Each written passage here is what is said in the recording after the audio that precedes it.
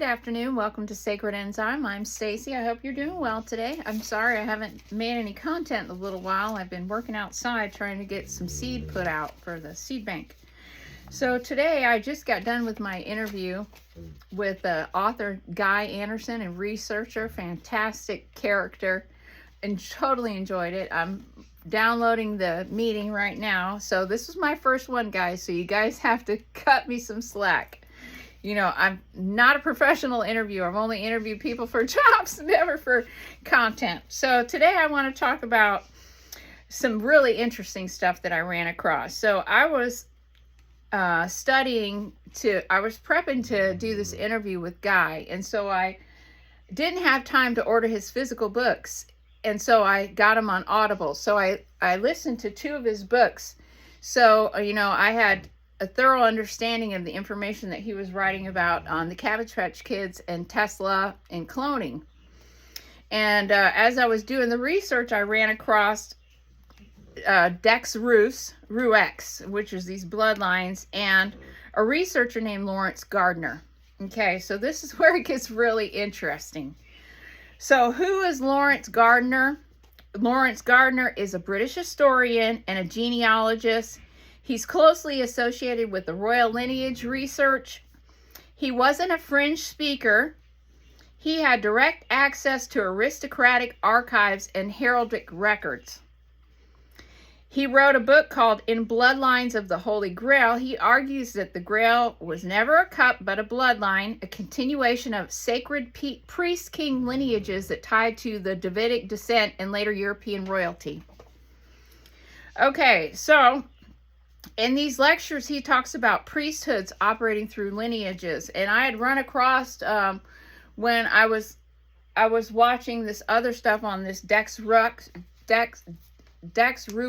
stuff, and I put a few links on the communities on the channel where you can watch those videos. And he was talking about the first person that I ran across, and I'll link the videos that I'm talking about in the description box. But he was talking about 28 priest bloodline families, okay? And this is some of the information that I shared with Guy, because he has the hypothesis, which is come across in a lot of his research, that Genghis Khan actually was Jesus' son. And this totally makes sense. And the reason that I say this is that I ran across this, confirmed all of the information that Guy has put forth, was that one of the family names that survived, that you know about from these 28 priestly families, is the name Cohen. C-O-H-E-N. Okay, well, you have to think of linguistics because everything's hidden in the words. Okay, so Cohen also means Khan. K-A-H-N. So Genghis Khan, that theory is correct. Genghis Khan is actually from these priestly lines. So everything that we've been told about Genghis Khan is a lie. It's a lie. Just like everything with Germany is a lie, folks. It's a lie. Okay, so what he goes on to say is that Enki and Enlil were brothers, right? We already know this about Enki and Enlil, that they were brothers, but their father was married. Their father, Anu, was married to 2 sisters, okay? So we have 2 brothers that are cousins and brothers, okay? So we have 2 bloodlines here. We have 2 sisters that we don't know if they're full sisters or not. They could have been half sisters. I'm not sure. That was not given. But what he did say, and I guess I'll have to order the book because we got to read this book, guys. He did say that Eve was a consort to Enki. Enki and Eve were the pair, not Adam and Eve, okay? Eve belongs to pre-Adamic royal priestess lines. She is associated with life-bearer genetics, wisdom transmission, and continuality. Enki, the Sumerian god of wisdom, water, creation, is presented as a royal progenitor figure, not a god in the later religious sense, but a dynastic patriarch or culture bringer. Okay, well, ironically, this is going to tie in with all the work we've been doing right here about these archetypes that are on this wheel. The name Enki means archetype, guys. It means archetype. Can you believe that? So, Enlil and Enki were not paired up the way it's been told. So Eve was the consort to Enki. Well, then you wonder, well, what about Adam? What about Adam, right? So Adam's wife is somebody else. Okay, so Gardner states that Adam was not Eve's primary partner. Adam's lineage was tied to a different genetic and dynastic stream. His wife was Lilith. Lilith equals the original sovereign feminine. Lily's is her lineage. Lily of the Valley. Okay, this is talking about a line of women. Okay, this is why Casey said it's time of the lily. Time of the lily, when her daughters kept the line alive quietly, guys. So Lilith is erased by demonization. So Adam equals a separate Adamic line. So this is, Gardner links Adam to a different tradition, often associated with Enlil, which is the storm god, the god Jehovah. This is law, authority, and hierarchy. This line is focused on obedience, rule by command, sacrificial systems, top-down governance. Does that sound familiar? Yes, this is in the upside-down timeline that we're in. So basically, our timeline right now is that we have brothers that everything that's happening can boil down to these two people. We have two different lines of people that have been jockeying for power. We've got dark, we got light. This is your Masonic checkerboard floor. We talked about in color theory in the past that if you have black hair and you want to dye it blonde, that your hair will turn red. Okay, the in-between point between black and white is red. Red thread, guys. The red thread, anyone? Did you notice that the Buddhist monks were tying red threads along the people's wrist when they were doing the walk for peace? They're going all over the United States. They're igniting sacred nodes, right? They're walking the ley lines, guys. They're putting their energy, their light energy, onto the United States, because the United States is very important for the ascension cycle, guys. It's the red thread. The red thread is the archetype 13, guys. 13 is the archetype that's moving the wheel. Okay, so we've had an entire multiple civilizations over and over and over and over again that are these same two groups jockeying for power.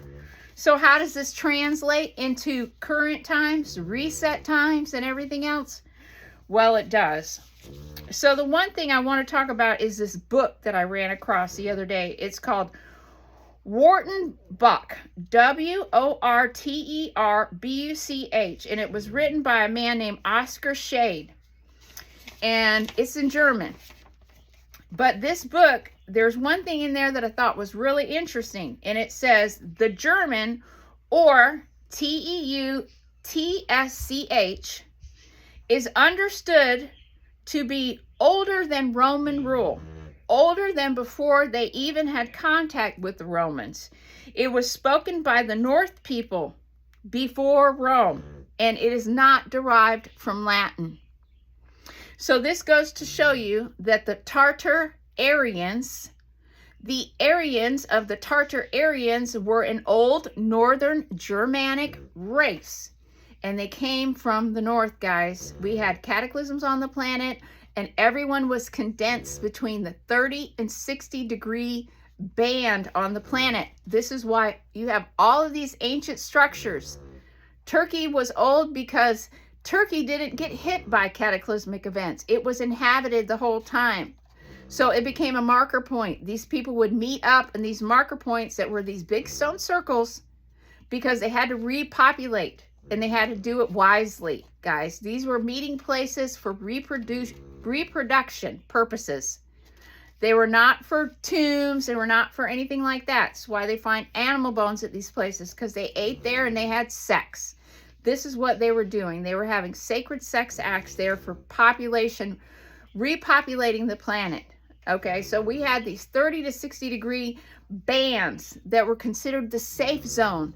Everyone had to compress between these two bands. So we had a lot of copper that happened through these areas. Natural copper can be molded without using furnaces. So this is why we went from stone to copper. Okay, so we've had these two groups, just like in Job, where we have what they call the devil or Satan talking to God and saying, hey, I could do this to Job, da da da da da. And it's this thing, this tug of war, right? This is us, guys. This is us. This is us. We have to be the red thread. We have to be the red thread. So in 600 BC, Jerusalem was overturned by Enlil, which is the Jehovah god, due to the worship of Baal. Baal is the Adonai. This is Enki's group, guys. This is why all of that happened, because they were worshiping Enki. Okay, so Jews were put into captivity for Baal worship. This is 500 years before Jesus. Jehovah worship by Jews. They chose to worship Jehovah or Enlil. They were not chosen. They chose. They chose. This is the mistake that has happened, is that they were not chosen. They elected that. They elected to follow Enlil. So Adam's wife was someone else. Okay. So then we have groups that come from these groups. And this is where the heraldry all plays in together. So Gardner says that Genesis deliberately merges these streams, so Eve is reassigned to Adam, Enki is erased, Cain is cursed, right? Adam becomes the first man, authority becomes singular and patriarchal. So we have Lilith and Adam, okay? So from these bloodline, the bloodline of Lilith and Adam, we have the dragon bloodlines, or the Pendragon. Remember the Arthurian legends, guys? Pendragon? These are bloodlines, guys. This comes from Lilith and Adam. Okay. So he says Pendragon families, dragon blood as royal genetic symbolism. Dragon equals serpent equals wisdom plus sovereignty plus ancient kinship. The dragon refers to serpent wisdom houses. These were royal houses, not monsters, guys. So they were later demonized and then turned into something sinister. So Adam's wife was from the dragon families. So Adam's line was separate. It was associated with earthbound rulership, law, and dominion. It's distinct from Eve's life-bearer wisdom lineage. So Gardner explains and rewrites that the whole rewritten purpose was to collapse these two lineages into one single story, so we would never understand the truth, guys.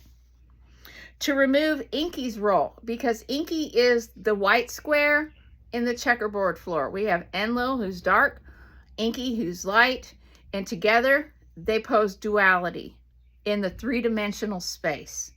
Okay, and because they are energy forces, when they're pixelated in this three-dimensional space, they take form. Okay, this is why they look like dragons. This is why they look like birds. This is why they look like wolves. It is the archetype, but Enki means archetype. Enki means archetype. So all of these archetypes are forms of Enki's energy. All right, so Eve becomes taken from Adam, the serpent becomes evil, and the bloodline distinctions disappear. So basically, Genesis is just a redacted story. The Bible's just a redacted story. So we've got delegitimizing of the wisdom line, which is Enki Eve, and the feminine life bearer role. So in Mesopotamian tradition, Enlil also has a consort, and it's Ninlil. So Enlil's consort is Ninlil, but she represents order and legitimacy rather than womb-based wisdom. Guys, does this sound familiar? Our artificial womb timeline, guys? Don't have babies anymore the natural way. Get somebody to carry it for you. Have it born in a lab.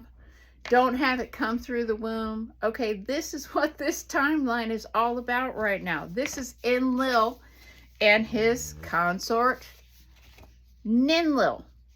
The artificial timeline, guys. This is what this is. She represents order and legitimacy rather than womb-based wisdom. It feels like two very different models of civilization operating side by side. So knowing this information, you'll come to realize that this is our polarity situation. And this is how we got stuck in the system controlled by Enlil. So we're looking at a 12-based system at 13 now. And so if we want to get to the 13th, we have to embody the archetype, guys. We have to be the red thread. So we have to be the red thread that's in the middle of the black and white. Just like on the apocalyptic nodes, you've got the red in the middle of the, you've got the black horseman, the white horseman, you've got the pale horseman, and the red horseman. Red is the red thread, the line holder, the 13th archetype, guys. So we've got family lines that embody these bloodlines. And we have the one that's acting out right now, which is these lion bloodlines. These are all the old royal houses. I come from quite a few of these houses myself. These are Enlil's groups. These are Enlil's groups. These are the lion lines. This is our president right now. So we've got dragon bloodlines as well. And these old bloodlines, they go through many different times. So it's interesting is that we have a lot of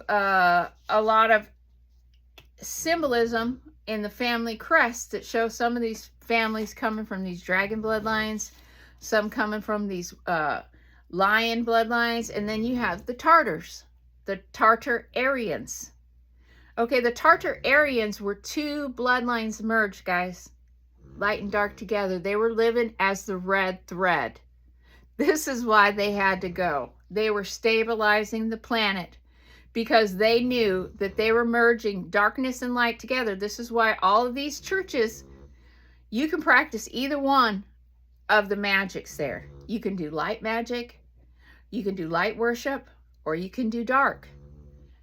So the question is how was this manifesting in this reality with the Tartar-Aryans? You know, when you look at what they're calling public bathrooms that look like these gazebos that are made out of iron, were these teleportation devices, guys? Were they getting inside of these iron structures and maybe like using a skeleton key that they were activating because they were copper heavy maybe? Maybe they were balanced, that they could go into these and use these as devices to teleport into other dimensional spaces. We had a whole underground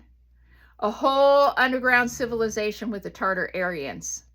So they were living above and below, as above, as below. They were balanced in polarity, guys.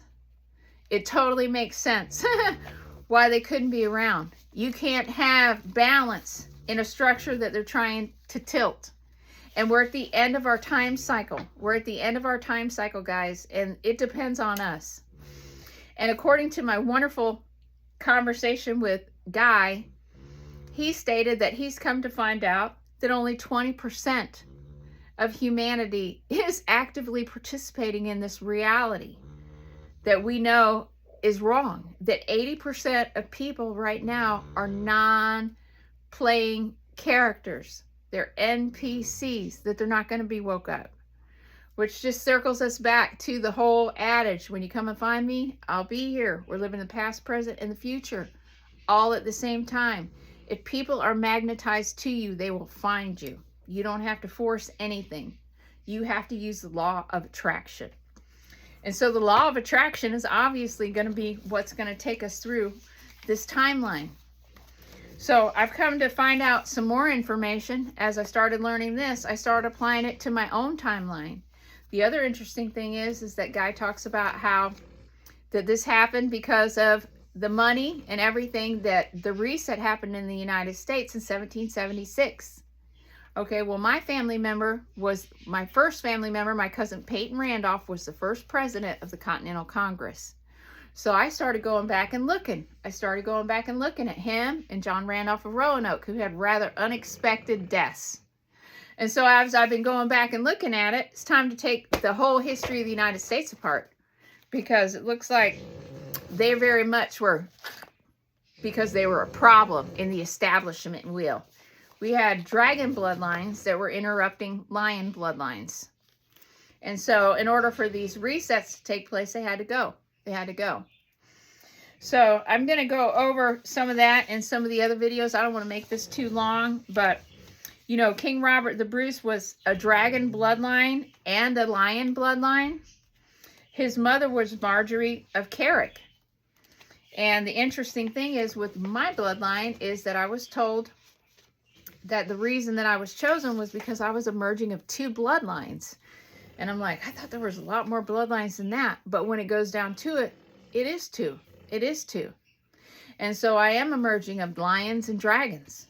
And I found it was really interesting that the griffin is kind of an amalgamation of that, right? It's a figure that shows, hey, I have bird-like wisdom, dragon wisdom, and I have lion wisdom. I am balanced. I am polarity in manifestation. I am living in duality and balance. This is what the Tartar Aryans knew that we didn't. And, you know, we've had these groups going back and forth all this time, and usurping kings and other ones usurping kings and all of these. All this is family squabbles, guys. When it comes down to it, these are extended family squabbles. And the point is that we need to be the red thread. We have to be the red thread, guys. This is the only way that it's going to work out. We have to choose whether we want to walk in the dark, walk in the light, but I choose to walk in the red. I choose to walk in the red. So, I mean, this is pretty interesting that this information about Enlil and Enki, and, you know, how it even applies to the whole turnover. You know, John Randolph of Roanoke was totally opposed to the financial system.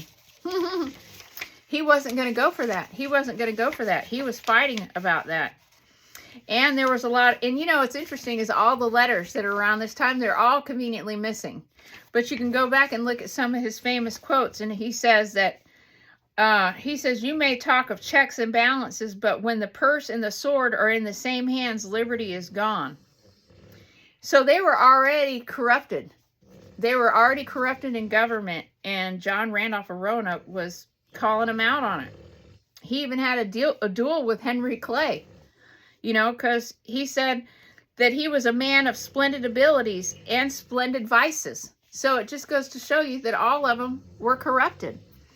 And, you know, it said that this government is a milk cow with 100 teats. So, I mean, it's interesting that we had all of this backbiting, all of this infiltration and these fighting among family members. And we've all been victim to it. So now I understand why I'm here. I'm here because I'm here to be a 13th archetype, just like you are. Just like we already know. We got to wake up, guys. We got to be proactive instead of be reactive, and time's coming to a close fast. So anyway, love to hear what you have to say. Everybody needs to know we're all from the same family. It doesn't matter what color you are. Doesn't matter anything. We got to be the red, guys. We have to be the red thread. All that other stuff is just distractions. It's nothing of importance. The important part is that we're going to be at the end of our timeline soon. and we got to ride the wave. So make sure that you share and like the video and subscribe. 70, almost 80% of the people that are watching the content are not subscribed to the channel. Guys, this is free information. Give me the courtesy of subscribing to the channel and liking the videos and sharing the information. It only takes a second to do, and we need to try to get as many people as we can with the program so we can all ride the wave together, guys. So make sure you get outside today. I'm getting ready to get outside and work in the garden. I got a bunch of heirloom seeds set up out here. I'm super excited to see how everything's going to turn out. But we are building a seed bank here, guys. And we're going to still continue getting people involved in the seed exchange and the earth exchange program. So if you are interested in sharing your story with us, you can email me at hstacy90@gmail.com if you're interested in being a part of the Earth Exchange program. I really encourage everyone. We have got to build a seed exchange program and a database among each other that everybody is set up with heirloom only seeds.